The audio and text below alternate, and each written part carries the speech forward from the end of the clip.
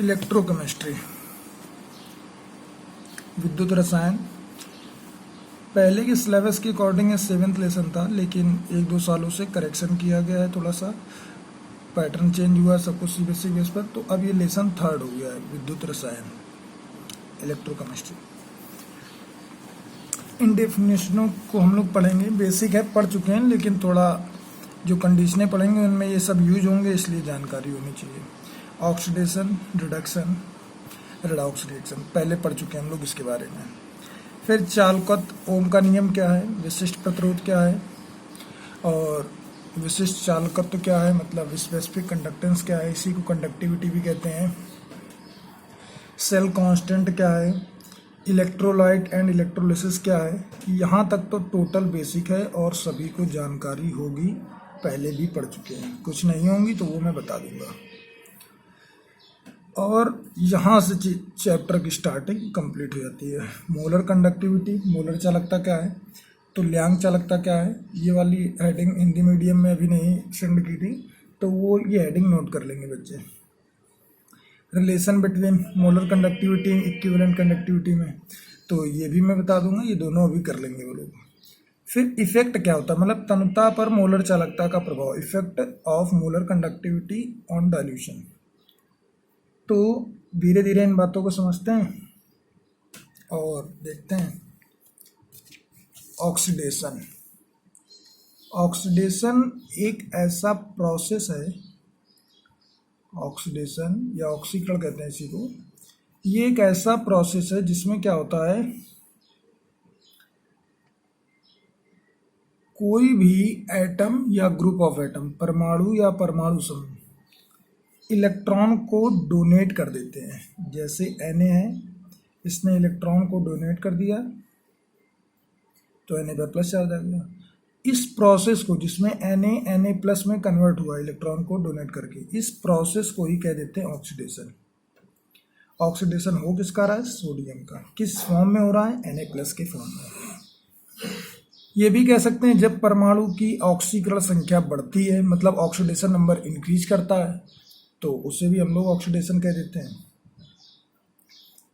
बात करते हैं रिडक्शन की। बस हमें इतना ही जानना था, ऑक्सीडेशन रिडक्शन है क्या। ऑक्सीडेशन नंबर घटना है, बढ़ना, चेंज होना, ये समझना है। रिडक्शन में क्या होता है कि जब कोई भी एटम या ग्रुप ऑफ एटम, जैसे हमने Cl2 कहा, इसने इलेक्ट्रॉन को गेन किया, तो यहाँ 2 इलेक्ट्रॉन पढ़ देंगे, 2Cl माइनस। तो इसने इलेक्ट्रॉन को गेन किया, तो गेन करने के बाद जो बना Cl माइनस, इस पूरे प्रोसेस को, इलेक्ट्रॉन की गेन करने के प्रोसेस को ही क्या कहा गया है, रिडक्शन। या कह देते हैं जब ऑक्सीडेशन नंबर जब निकालेंगे, इसकी आएगी 0, इसकी आएगी -1, क्योंकि फ्री फॉर्म में। तो जब ऑक्सीडेशन नंबर डिक्रीज कर रही होती है किसी भी एटम की या ग्रुप ऑफ एटम की, तो उस प्रोसेस को हम लोग रिडक्शन कह देते हैं। तो रेडॉक्स रिएक्शन क्या होता है, रेडॉक्स रिएक्शन, ऑक्सीकरण अपचयन क्रिया भी कह देते हैं इसी को। कोई भी एक ऐसी रिएक्शन जिसमें रिडक्शन भी हो रहा हो और ऑक्सीडेशन भी हो रहा हो, मतलब अपचयन भी हो रहा हो और ऑक्सीकरण भी हो रहा हो। जैसे Na है, क्लोरीन से रिएक्शन करा दी और फॉर्मेशन कर लिया NaCl का, बैलेंस कर दिया। जब इस रिएक्शन को देखा गया तो Na की ऑक्सीडेशन नंबर 0, इसमें फाइंड करेंगे तो प्लस, यहाँ फ्री है इसलिए 0, लेकिन यहाँ तो फ्री नहीं है तो प्लस का 1।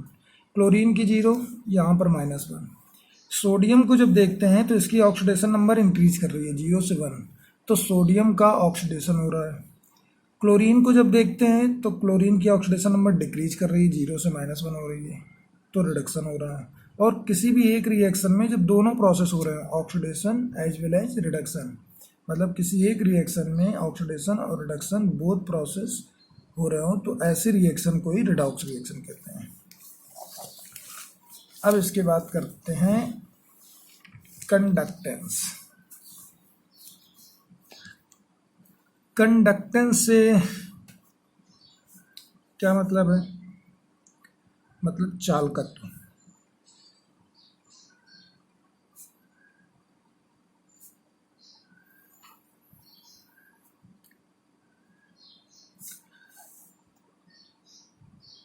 कंडक्टेंस को कुछ बुक में जी से डिनोट किया गया है, कुछ बुक में आर से डिनोट किया गया है।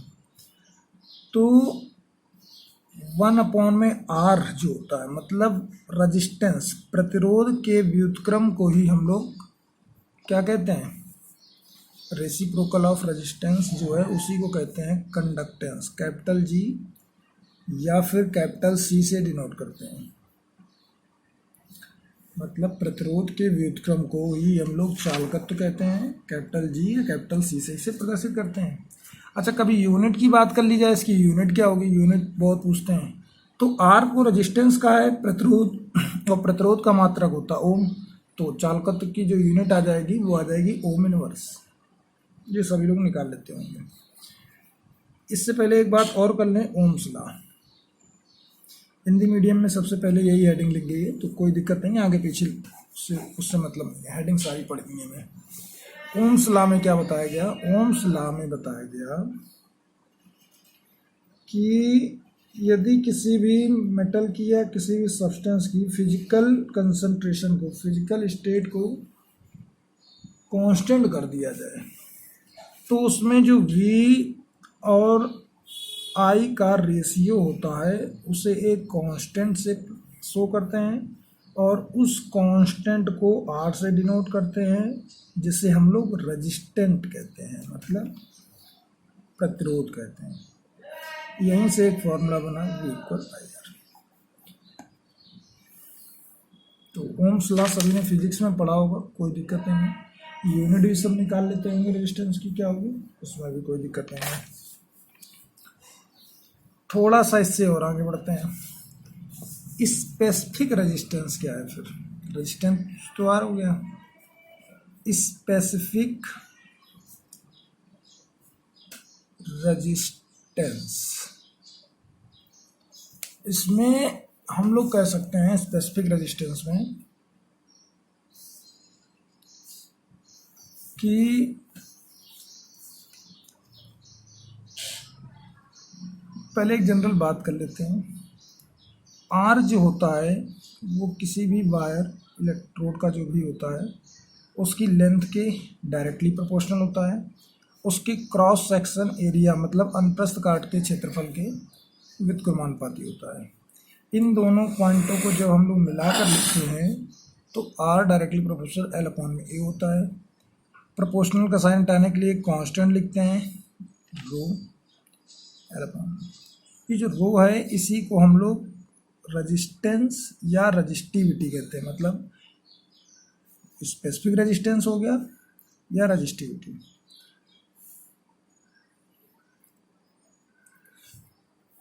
तो डेफिनेशन तो इसकी कोई कंपलसरी नहीं दी गई, बना सकते हो आप कि यदि length of wire 1 metre square हो and cross section area 1 metre square हो, लेंथ जो 1 मीटर और cross section area 1 metre square, तो जो रेजिस्टेंस है उसी को हम लोग रेजिस्टिविटी या स्पेसिफिक रेजिस्टेंस कह देते हैं, क्योंकि एक ही जगह 1 पुट कर देंगे, एल की जगह भी।